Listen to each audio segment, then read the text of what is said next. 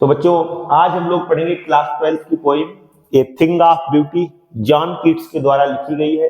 Exam की दृष्टि से मोस्ट इंपोर्टेंट ये स्टेंजा रहता है और ये पहले स्टेंजा पढ़ते हैं फिर इसके नीचे वाले क्वेश्चनों को करते हैं कि किस प्रकार के परीक्षा में प्रश्न आते हैं आप लोगों के। तो सबसे पहले आइए इस स्टेंजा को पढ़ते हैं समय न जाया करते हुए। देखो लिखा है thing of beauty is joy for ever. जैसे ही हम लोग ये पढ़ेंगे कोई सबसे पहले फिगर्स ऑफ स्पीच पूछेगा कि इस लाइन में जो लाइन दी गई है thing of beauty Joy for ईवर, thing of beauty सुंदर वस्तु, इसमें जो है कौन सा अलंकार है। तो इस लाइन में जो है हमारा अलंकार जो है वो हमारा है मेटाफॉर। मेटाफॉर का मतलब होता है रूपक। मेटाफॉर रूपक अलंकार है और जब भी इसका नीचे क्वेश्चन पूछा जाएगा तो बता देना आप मेटाफॉर। ठीक है, आइए इसका हिंदी अर्थ समझते हैं।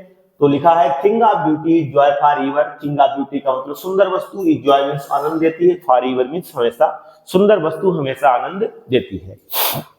बात ये बनती है कि सुंदर वस्तु है क्या।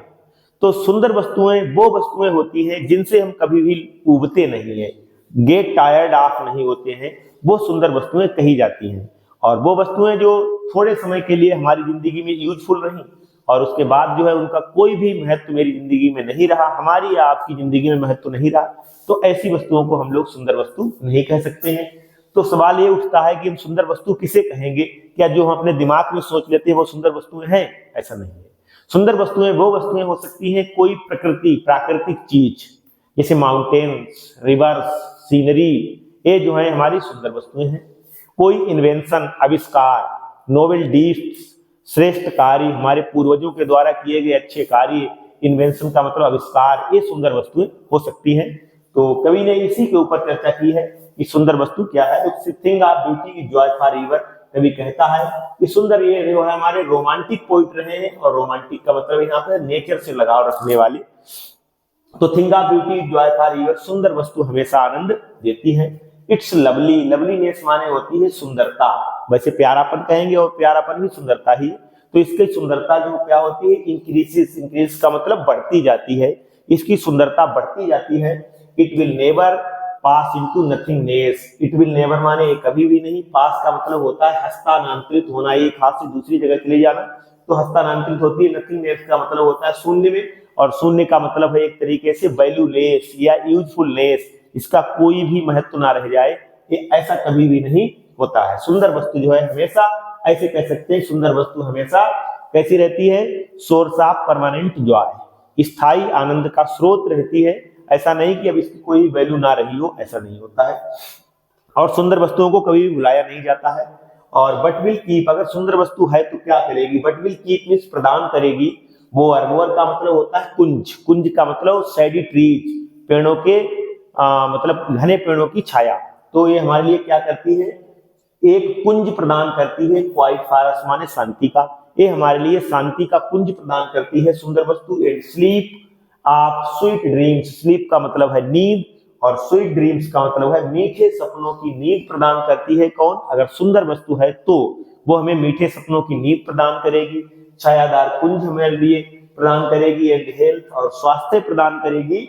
And quite breathing, quite breathing का मतलब होता है, क्वाइट माने शांति पूर्वक, ब्रीथिंग का मतलब सांस आए, तो कहने का मतलब वो लाइफ, वो जीवन जो निश्चल जीवन हो, जिसमें कोई भी टेंशन ना हो, कोई वरीज ना हो, तो ऐसा जीवन में प्रदान करती है कौन? सुंदर वस्तु अगर है तो। यहाँ पर सुंदर वस्तु की ही वैल्यू को बताया गया है। और अब देखते हैं कि इससे हमारे कौन कौन से क्वेश्चन बनते हैं जो एग्जाम्स में पूछे जाते हैं। तो नंबर 1 है what does the poet feel, कवि क्या महसूस करता है अबाउट थिंग ऑफ ब्यूटी, सुंदर वस्तु के बारे में कवि क्या महसूस करता है। तो हम लोग लिखेंगे, यहां से लिखेंगे पोइट, डज हटेगा तो यहां से लिखेंगे, और डज हटेगा तो क्या हो जाएगा, फील्स हो जाएगा। पोइट फील्स दैट, कवि महसूस करता है कि beautiful things are source of permanent joy, कि सुंदर वस्तुएं स्थायी आनंद का स्रोत होती हैं। तो यहां पर क्या लिखेंगे,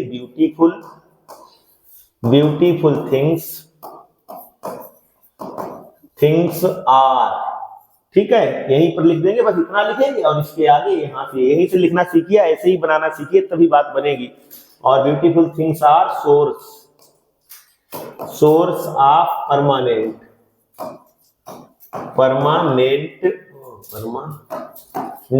जॉय, सुंदर वस्तुएं क्या होती है, स्थायी आनंद का स्रोत होती है। ठीक, बस इतना हो जाएगा, बस इतना ही लिखना।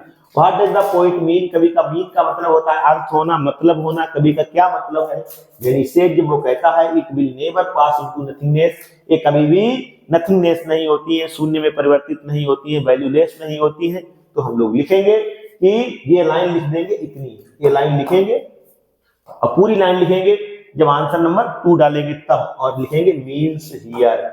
मीन्स हियर का मतलब, कवि का मतलब है यहाँ कवि का मतलब क्या है कि beautiful things are never forgotten.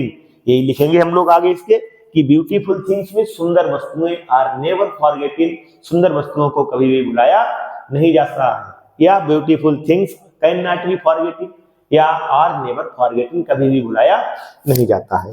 अगला है point out figures of speech in the statement. Statement का मतलब जो नीचे हमने बताया गया था वो लाइन, वो जिसमें हमने पूछी थी कि उस लाइन में कौन सा फिगर्स ऑफ स्पीच है, तो उसमें क्या लिखेंगे हम लोग, 3 नंबर डाल करके मेटाफॉर लिख देंगे, मेटाफॉर।